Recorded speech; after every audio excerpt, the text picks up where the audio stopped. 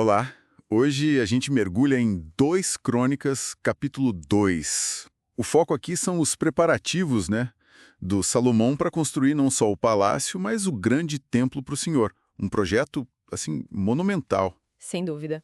E o que impressiona logo de cara, eu acho, é a escala humana que o capítulo descreve. Sabe, são números, nossa, gigantescos para a época. É verdade, o texto já começa impactando mesmo.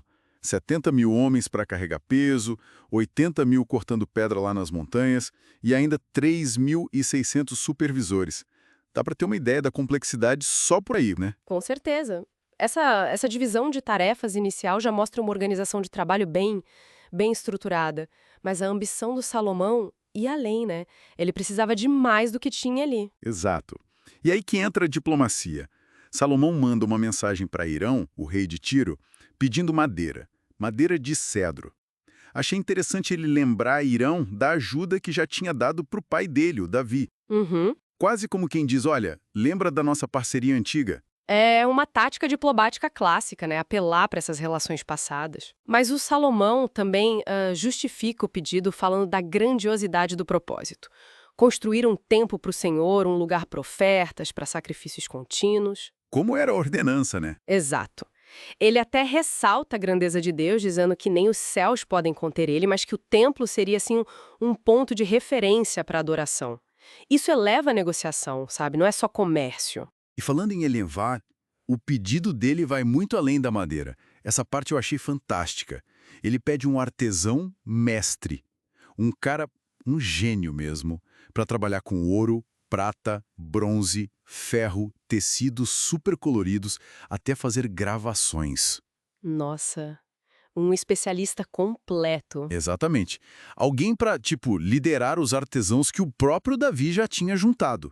Isso me surpreendeu bastante. Não era só matéria-prima, era talento de ponta que ele queria. E a resposta de Irão é muito positiva. Ele não só concorda, mas elogia a Deus por ter dado um filho tão sábio como Salomão, a Davi. E aí ele envia Hurão-Abi. A descrição desse homem é fascinante mesmo. É demais. Filho de mãe israelita da tribo de Dan, e o pai dele era de Tiro, fenício. Um verdadeiro mestre em múltiplas artes, capaz de fazer qualquer desenho, qualquer obra que dessem para ele. Essa origem mista dele, sabe, combinando culturas, habilidades, é um detalhe muito rico que o texto faz questão de mostrar. Totalmente. E claro, essa ajuda toda tinha um preço, né? Salomão oferece um pagamento assim bem generoso. Quantidades enormes de trigo, cevada, vinho e azeite, para sustentar os trabalhadores do Irão. 20 mil coros de trigo, 20 mil de cevada e 20 mil batos de vinho e outros 20 mil de azeite. É muita coisa. Muita coisa mesmo.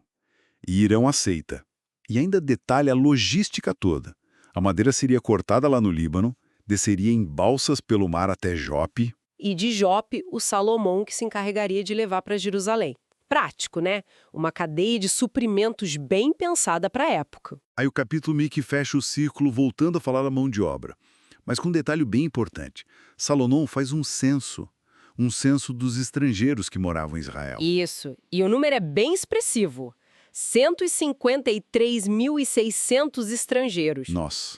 E é para eles que foi designado o trabalho mais pesado, repetindo aqueles números lá do começo. 70 mil carregadores, 80 mil cortadores de pedra. E os mesmos 3.600 supervisores. Exatamente. Isso nos diz muito sobre a estrutura social da época, né? E como esses grandes projetos dependiam, e muito, dessa força de trabalho não israelita que vivia ali no reino. Levanta umas questões interessantes sobre integração, o uso de mão de obra na antiguidade. Então, juntando as peças todas, a gente tem um quadro que mistura fé, claro, mas também uma diplomacia internacional de alto nível.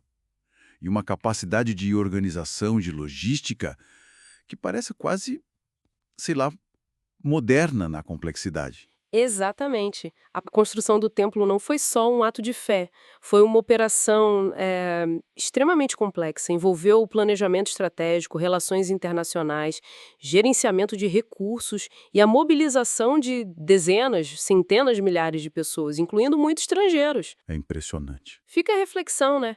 o quanto esses empreendimentos gigantescos, mesmo com uma motivação divina declarada, não serviam também a propósitos bem terrenos, de consolidar poder, de mostrar o status do reino. Uma dinâmica complexa que a gente vê em grandes projetos, tanto naquela época quanto hoje em dia.